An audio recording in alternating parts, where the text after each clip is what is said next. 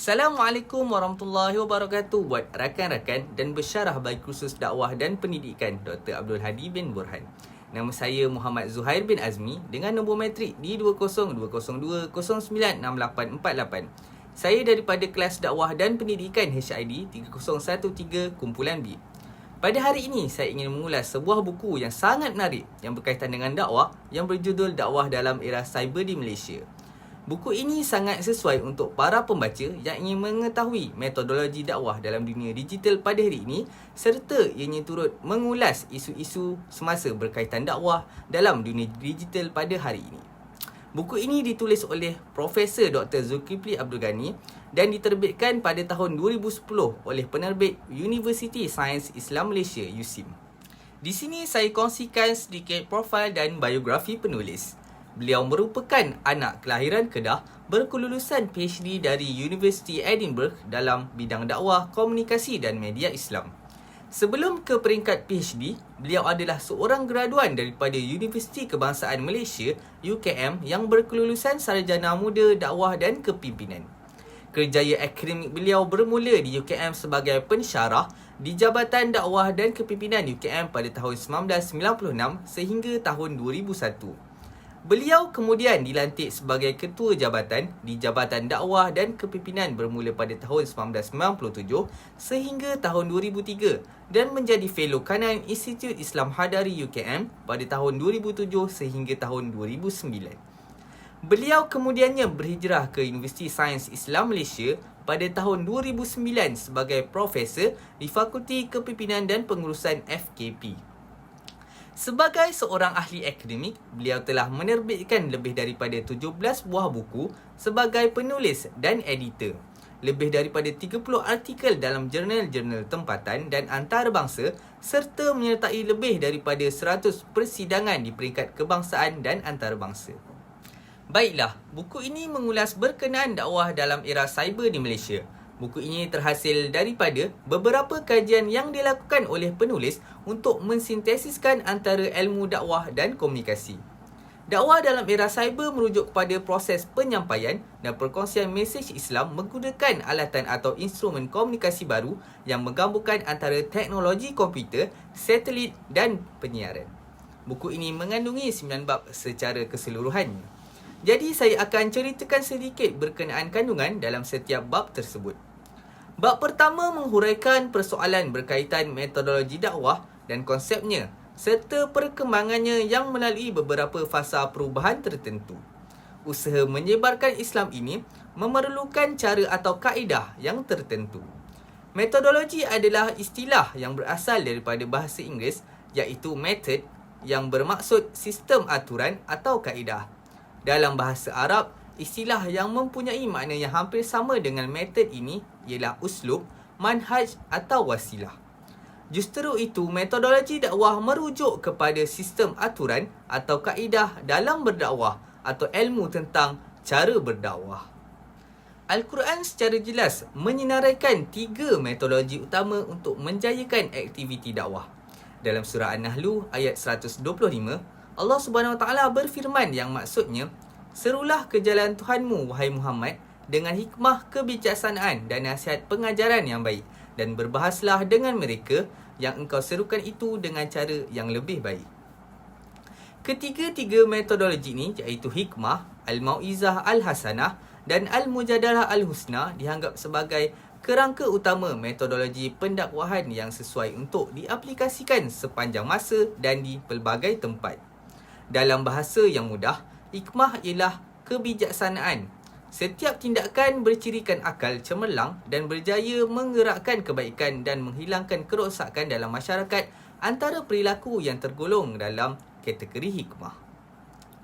Memberi nasihat peringatan yang baik merupakan metodologi dakwah yang kedua yang perlu digunakan oleh para pendakwah yang disebut sebagai al-mau'izah al-hasanah. Metodologi yang ketiga adalah al-mujadalah al-husna. Metodologi al-mujadalah al-husna ini melibatkan aspek perbahasan, perbincangan, muzakarah dan perdebatan dengan menggunakan hujah-hujah berdasarkan bukti-bukti, fakta dan tafsiran yang kuat untuk mencari kebenaran. Perkara ini perlu dilakukan dengan cara yang baik dan beradab. Bab 2 pula adalah bertajuk pendakwah dan teknologi. Antara perubahan yang dikesan melanda masyarakat seluruh dunia pada hari ini ialah terdapat pembentukan imej sosial yang baru, iaitu mereka yang menguasai ICT dianggap golongan elit. Golongan ini mempunyai kelebihan dalam pelbagai aspek dalam kehidupan semasa dan kebanyakan sektor kehidupan pada hari ini. Pada era cyber ini, pendakwah perlu celik ICT, iaitu mahir dalam menggunakan perisian komputer dan juga celik maklumat. Celik maklumat menuntut pendakwah mengetahui cara mengurus maklumat dengan berkesan, terutama dalam 3 proses utama, iaitu mengumpul, memproses dan menyebarkan maklumat. Menurut penulis pada bab ini, dakwah berbantukan komputer kepada remaja merupakan satu kelebihan kerana sesuai dengan karakter mereka yang suka meneroka. Walau bagaimanapun, perlu dilakukan secara terancang dan mempunyai struktur organisasi yang jelas. Seterusnya, bab 3 pula menjelaskan mengenai teknologi pemangkin dakwah. Mempersembahkan maudud dakwah dalam bentuk teknologi baru memerlukan kemahiran menguasai teknologi dan juga daya kreativiti yang tinggi di kalangan penyedia sumber maklumat. Teknologi penyebaran seperti membina laman web, kumpulan berita, papan web iaitu webboard, soal jawab frequently asked question FAQ, senarai alamat mailing list, perpustakaan digital atau perisian di laman web yang boleh disalin simpan iaitu download, antara kemudahan teknologi yang terbuka untuk dimanfaatkan. Di samping itu, kemudahan multimedia yang dikatakan mempunyai daya penarik untuk meninggalkan kesan yang mendalam kepada halayak pengguna masih belum dimanipulasi secara maksimum oleh para pendakwah dengan mesej yang penuh kreativiti. Salah satu kelemahan yang utama dalam dakwah pada era cyber di Malaysia ini ialah terlalu sedikit laman web yang didedikasi kepada Islam boleh didapati dalam bahasa Melayu atau diterjemahkan dalam pelbagai bahasa lain untuk tujuan dakwah. Bahasa merupakan halangan komunikasi yang utama pada era cyber ini kerana didominasi oleh bahasa Inggeris. Seterusnya, bab keempat pula menceritakan mengenai dakwah dalam masyarakat jaringan. Masyarakat jaringan bermaksud masyarakat yang berkecimpung sebagai warga internet dalam dunia maya atau pada lebih sinonimnya digelar netizen dalam dunia maya pada hari ini. Perkara ini perlu diakui sebagai satu persekitaran baru kepada pendakwah. Disebabkan masyarakat jaringan ini mempunyai pelbagai karakter dan budaya, para pendakwah perlu menyesuaikan diri dengan karakter warga netizen tersebut supaya perancangan dakwah dapat dilaksanakan dengan tepat. Bentuk dakwah kepada masyarakat jaringan ini tidak terdapat dalam satu bentuk sahaja, tetapi perlu dipelbagaikan bergantung kepada kreativiti pendakwah. Oleh itu, pendakwah perlu mengkaji kumpulan sasaran dan budaya netizen bagi menentukan pendekatan yang sesuai untuk digunakan bagi menyebarkan dakwah kepada masyarakat jaringan. Memahami ciri-ciri masyarakat jaringan yang dibincangkan dalam bab keempat ini adalah keperluan kepada pendakwah kerana pemahaman terhadap masyarakat jaringan, isi kandungan dakwah serta kaedah penyampaiannya boleh disesuaikan dengan halayak. Bab 5 dan bab 6 pula menyentuh berkaitan konversi Islam dan juga budaya internet.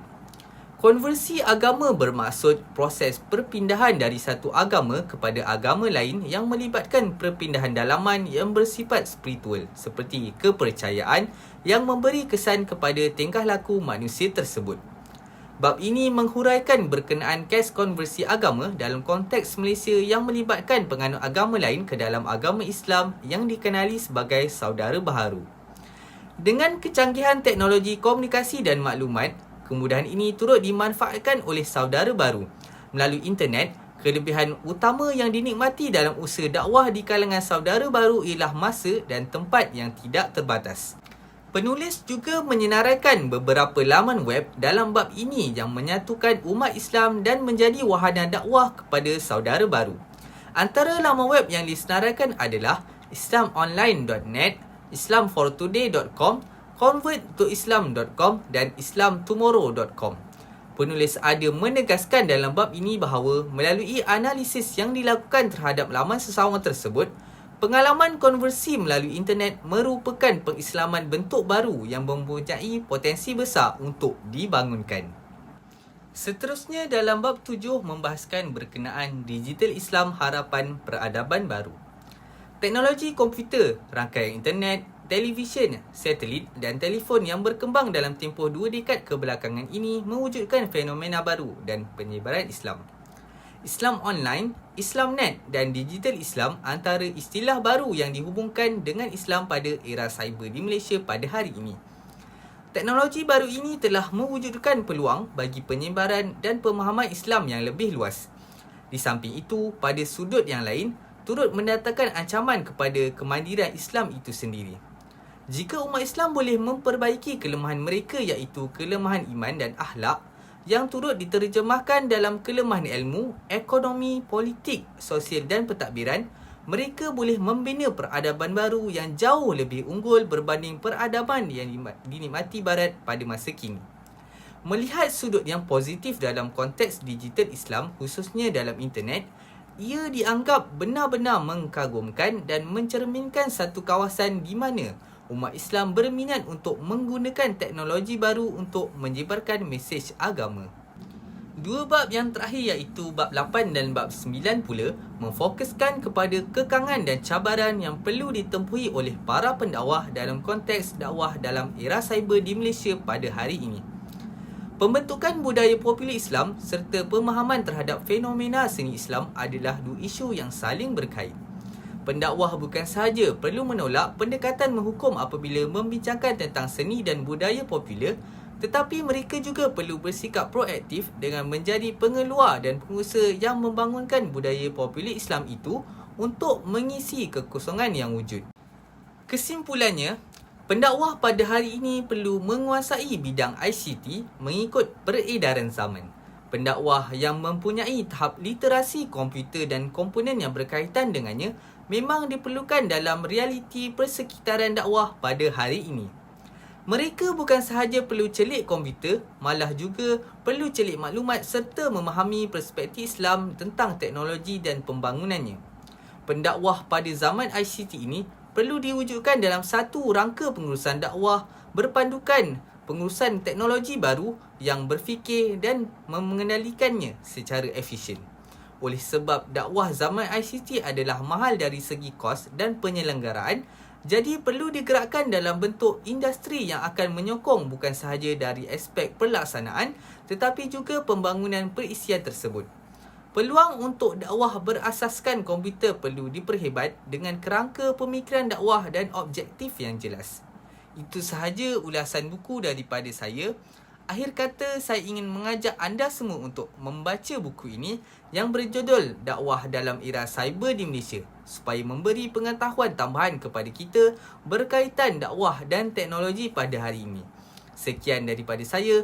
Wabillahi taufiq wal hidayah. Wassalamualaikum warahmatullahi wabarakatuh. Sekian, terima kasih.